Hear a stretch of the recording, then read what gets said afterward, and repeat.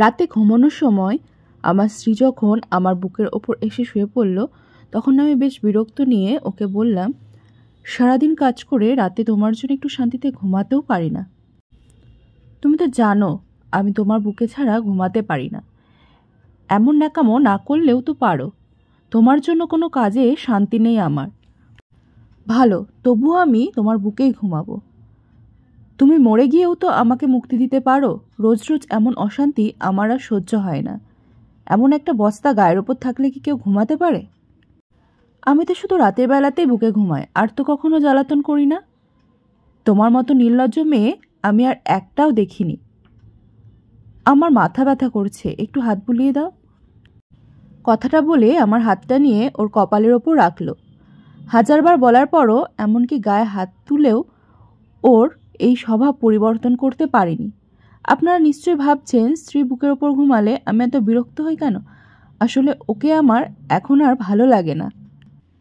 আমার অন্য একটা মেয়ের সাথে রিলেশন আছে, কিন্তু কিছুতেই মিতাকে বলতে পারি না। মিতা আমার স্ত্রীর নাম। এমন বেহায়া মেয়ে আমি খুব কম দেখেছি। ওর জন্য রাতে কণিকার সাথে তেমন কথা বলতে পারি না। ঘুমাতে এলেই আমাকে ধরে রাখে। গায়ের সাথে মনে হয় খুব গরম কিছু লেগে আছে। মিতার কপালে হাত রেখে বুঝতে পারলাম ওর গা অস্বাভাবিকভাবে গরম, হয়তো জ্বর এসেছে। শীতের রাতে গরম কিছু কার না ভালো লাগে। আমি হাতটা ওর কপালের সাথে চেপে ধরে রাখলাম। ওর কিছুটা কষ্ট কমবে এই জন্য নয়, বরং এতে আমার হাতটাও একটু গরম হবে এই ঠান্ডায়। সকাল 8টায় ঘুম ভেঙে দেখলাম মিতা আমার বুকের ওপরই ঘুমিয়ে আছে। গায়ে হাত দিয়ে বুঝলাম গা রাতের থেকে অনেক বেশি গরম হয়ে আছে। কয়েকবার ডাক দিলাম, কিন্তু কোনো সাড়া দিল না। ওকে বুকের ওপর থেকে সরাতে গেলে খেয়াল করলাম আমার বেশ হাতটা শক্ত করেও ধরে আছে। তবুও ফ্রেশ হতে চলে গেলাম, কিন্তু মিতার অবস্থা ক্রমশ খারাপ হচ্ছে। তাই ওকে নিয়ে হাসপাতালে গেলাম। ডাক্তার বলল ওর অবস্থা অনেক বেশি খারাপ, এখনই আইসিইউতে ভর্তি করতে হবে। কিন্তু আমি ওর জন্য এত 1 টাকাও নষ্ট করতে রাজি নই। তাই ওকে সাধারণ মহিলা ওয়ার্ডে ভর্তি করে দিয়ে এলাম। অফিসে এসে কণিকার সাথে গল্প জুড়ে দিলাম। মেয়েটা আমাকে ছাড়া কিছু বুঝতে চায় না। কণিকা আমার অফিসের কলিগ। ওর হাসি মুখটা যে কোনো পুরুষকে নিজের কাছে টানতে বাধ্য করে। তাই আমি ওর কাছে চলে এসেছি। সারাদিন বেশ ভালো কেটে গেল। সন্ধ্যাবেলা বাড়ি ফিরে এসে ফ্রেশ হয়ে খাবার টেবিলে গেলাম। না, আজ আর এই টেবিলে আমার পছন্দের কিছু রান্না করা নেই। মিতা রোজ সন্ধ্যা হলে আমার পছন্দের হালকা খাবার বানিয়ে দিত, তারপর নিজের হাতে খাইয়ে দিত। কণিকার সাথে রিলেশনে যাওয়ার পর একদিন বলেছিলাম তোমার আর আমাকে খাইয়ে দিতে হবে না, নাকি বিষ মিশিয়ে এইভাবে খাওয়াতে আসো। তারপর থেকে আর কখনো খাইয়ে দিতে দেখিনি। রান্না করে টেবিলে গুছিয়ে রাখত। আজ মিতা নেই, তাই কেউ আর কিছু বানিয়ে রাখেনি। খাটে গিয়ে শুয়ে কণিকার সাথে কথা বলতে লাগলাম, কিন্তু এখন ওর সাথে কথা বলতে ভালো লাগছে না। সারাদিন মিতার কোনো খোঁজ নেওয়া হয়নি। আচ্ছা, ওর কি জ্ঞান ফিরেছে নাকি ও আর নেই? না না, আমি এসব কি ভাবছি। আর ও মরে গেলে তো আমার আর কণিকার জন্য ভালোই হয়, কিন্তু মনেতে কিছুতেই শান্তি পাচ্ছি না। সাথে পেটেও বুঝিয়ে দিচ্ছে তার খাবার চাই, কিন্তু এখন বাইরে যেতে ইচ্ছা করছে না। আনমনে বলে উঠলাম, মিতা আজ কি রাতে না খাইয়ে রাখবে আমাকে? তুমি আসলে কোনো কাজের না। দুপুরে টিফিনটাও দাওনি আজ। হঠাৎ খেয়াল আসলো মিতা তো হাসপাতালে ভর্তি। মেয়েটার আর কোনো খোঁজই নিলাম না আজকে। সকালে উঠে একবার হাসপাতালে যেতে হবে। দেখি এখন আর দেরি করবো না, ঘুমিয়ে পড়ি। কিন্তু শুয়ে কোনো শান্তি পাচ্ছি না। কিছুতেই ঘুম আসছে না। আজ মিতা নেই বলে কি এমন হচ্ছে? হয়তো বুকের ওপর কেউ না থাকলে ঘুম আসবে না। অভ্যাসটা খারাপ হয়ে গেছে। রাত যত বাড়ছে মিতার কথা তত বেশি মনে পড়ছে। সাথে ক্ষুধাটাও বেড়ে চলেছে। কিছু সময় এপাশ ওপাশ করলাম, কিন্তু ঘুমাতে পারলাম না। উঠে গিয়ে ফ্রিজ খুলে খাবার আছে কিনা দেখতে গেলাম। গিয়ে দেখলাম 2টা চিংড়ি মাছ আর কাল রাতের তরকারি রাখা, সাথে ভাতও আছে। খাবারগুলো নিয়ে টেবিলে খেতে বসলাম। হঠাৎ মনে হলো মিতা কাল রাতে মাছ খায়নি। আমি ওকে 4টা মাছ রান্না করতে দেখেছিলাম। ভালোই হয়েছে, এখন আমি খেতে পারবো। কিন্তু গলা দিয়ে নামছে না।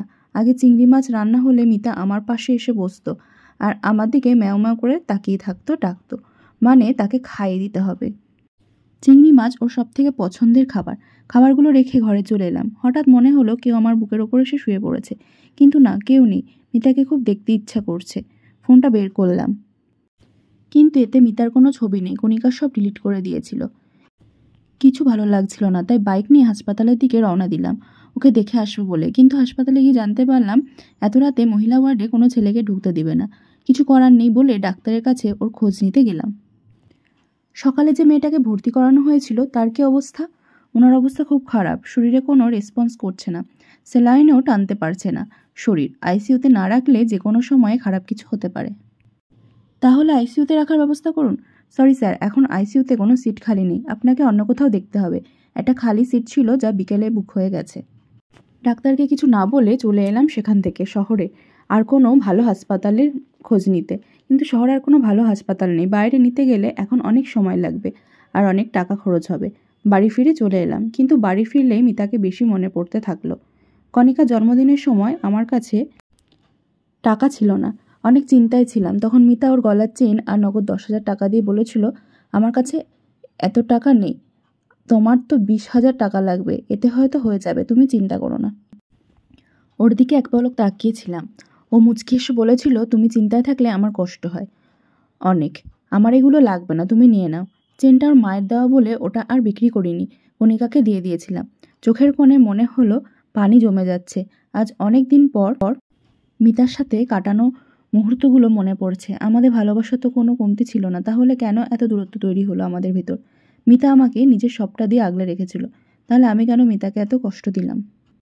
অফিস থেকে ফিরতে মিতা আমাকে রোজ জড়িয়ে ধরতো। একদিন ওকে বলেছিলাম, ছেলেদের শরীর লাগলে ব্যবসা করো, কিন্তু আমাকে এত বিরক্ত করবে না। সেদিনের পর থেকে মিতা আর আমাকে জড়িয়ে ধরতো না, শুধু রাতে আমার বুকে ঘুমানোটাই তার পরিবর্তন করতে পারিনি কিছু বলেও। ওর নাকি আমার বুকে না ঘুমালে ঘুম আসে না। আমি ওকে একসময় বলতাম, তুমি আমার বুকে না ঘুমালে আমার ঘুম আসে না। আজ বুঝতে পারছি কথাটা আমি মিথ্যা বলতাম না। রাত 3টা বেজে গেল, এখনও আমি ঘুমাতে পারিনি। সকাল হতেই হাসপাতালে চলে গেলাম। আজ মিতাকে আইসিইউতে রাখবো, এখানে না হলে অন্য কোথাও। মিতাকে ছাড়া আমি এক রাতও থাকতে পারি না। আমার সব করা কাজের জন্য মাপ চাইবো, আর কষ্ট দিব না ওকে। হাসপাতালে গিয়ে জানতে পারলাম কাল রাতে একটা মেয়ে মারা গেছে। না, এটা মিতা হতে পারে না। মিতা আমাকে কথা দিয়েছিল আমাকে রেখে যাবে না, আমাকে ছাড়া ও থাকতে পারে না। মিতা নিশ্চয়ই ওর কথা রাখবে, কিন্তু আমাকে ভুল প্রমাণ করে দিল মিতার প্রাণহীন দেহটা কেমন নিষ্পাপভাবে ঘুমিয়ে আছে। খুব শক্ত করে ওকে জড়িয়ে ধরলাম। শেষ কবে ওকে জড়িয়ে ধরেছি মনে নেই। ওর মুখের কাছে মুখ নিয়ে বলতে লাগলাম, তুমি বলতে না তুমি আমাকে ছাড়া থাকতে পারবে না, তাহলে আজ থেকে কি করে থাকবে? জানো, কাল রাতে আমি তোমাকে ছাড়া ঘুমাতে পারিনি। গায়ের ওপর এই বস্তাটা না থাকলে আমার ঘুম আসে না। কে আমাকে রোজ পছন্দের খাবার রান্না করে দেবে বলো তো? কে আমাকে এতটা আগলে রাখবে? আমি তোমাকে আর কষ্ট দেব না। এই দেখো, তোমাকে জড়িয়ে ধরে কথা দিচ্ছি, আমি আর কথার খেলাপ করব না। তুমি জানো কাল রাতে আমি তোমাকে ছাড়া কেমন ছিলাম, ভাতও খেতে পারিনি। এইবার আর বলবো না তুমি বিষ মিশিয়ে আমাকে মেরে ফেলতে চাও। বলো না প্লিজ, আমার খুব ক্ষুধা লেগেছে, কাল রাতে খাইনি জানো। তোমার কলিজা না খেয়ে আছে, আর তুমি নিশ্চিন্তভাবে শুয়ে আছো। কি করে ঘুমিয়ে আছো?